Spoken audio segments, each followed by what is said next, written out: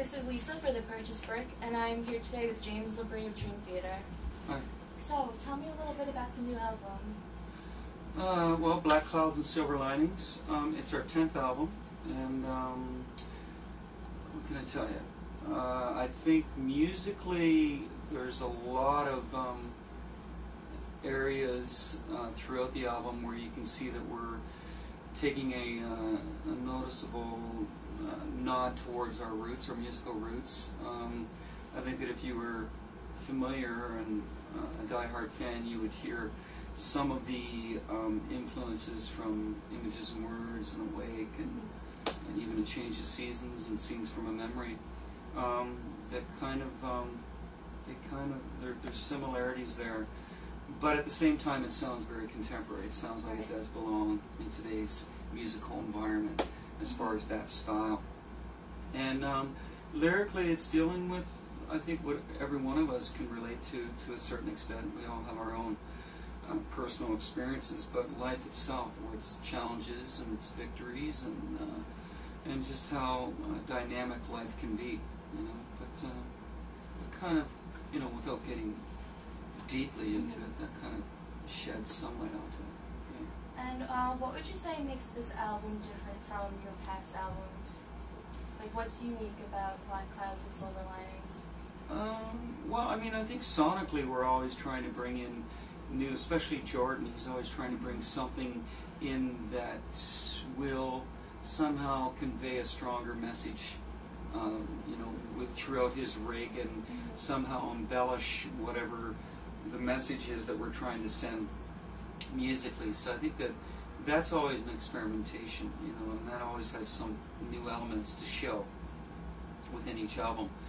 But I mean, you know, I think that musically, I think that this album, it shows, like our biggest priority is that we feel that we want to be able to look back on any one album and say, well, you know, from our most recent to the one previously, that we've grown once again as a band musically, and that we feel that we're still evolving, you know, and I think that it really does show itself. That I think that our songwriting is becoming better, you know, just simply better. I think it's more focused, not that it wasn't focused before, but there's more cohesiveness as to its direction, where it's going. It sounds, you know, it's very fluid-like, you know, easy going along with it, and I think that really establishes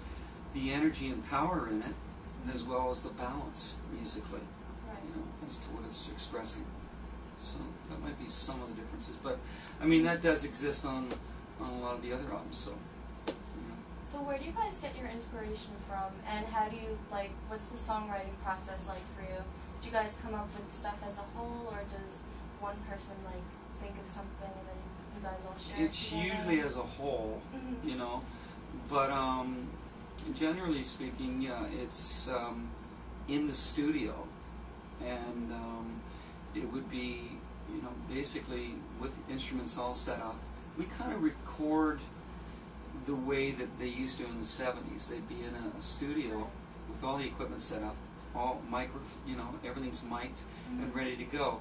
So once it might come from John Bertucci or Jordan or whoever with a seed, you know, like, hey guys, what do you think of this? Whether it's Mike playing a groove on his drums or John fiddling around the guitar or whatever, some of that comes from, like, those guys having a seed, and then from there kind of grow, you know, establishing it and embellishing on that idea, and one thing kind of leads to another. So in a lot of instances it's like that, and once we feel that there's a concrete idea and it's finished, you know, the message has been completed as far as that song goes, then immediately Mike will jump in and start actually tracking the real drums for it. So it'll be these ghost tracks of guitar and keyboards and bass, but then it's him actually getting in there and getting the drums done while it's fresh in his head as to where all the movements were going and how that song was basically, you know, brought to where it is.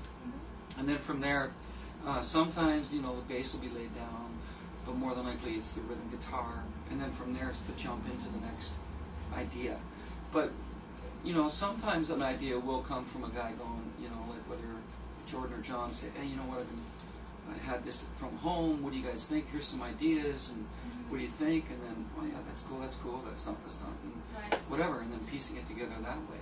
And then finally, I mean, once all the music has been written, and those guys are done with that part of it, then it's melodies for the song, vocal melodies, and then it's lyrics.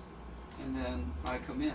So basically, just before me, Jordan gets done all his keyboards, all the real tracks. I mean, John's Petrucci's already done his guitar, mostly his rhythm. There might be the odd solo left. John Mayung has more than likely done his bass, and then I come in and finish all the vocals at the very end. So where did you guys come up with the album name for Black Clouds and Silver Linings? You'd have to ask Mike that. Mike Yeah. came up with the album I'm name? pretty sure he did. Yeah, him and John usually come up with those titles, and but I think, yeah, I'm pretty sure he came up with it. If I'm mistaken, I don't know why I'm only in a band. Yeah. So how do you guys balance building Dream Theater while working on all your solo projects as well?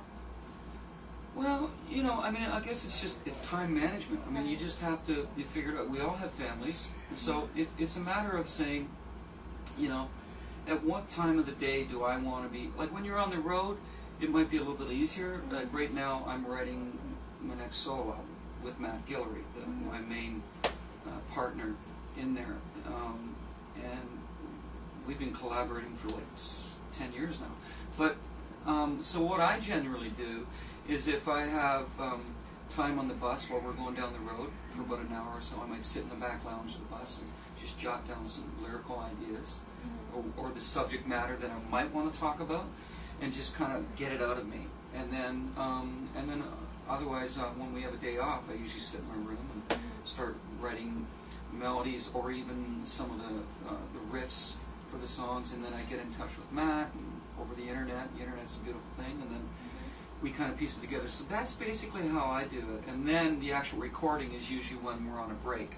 Right. So usually, you know, in between legs. So if we're out for 4 weeks, and then I know we're going to be home for 3 weeks, maybe one of those weeks or 10 days of that 3 weeks, I'll try and get into the studio and try and get some of this stuff recorded. So that's how I do it. I don't know how the other, the other guys have their methods, obviously. Yeah.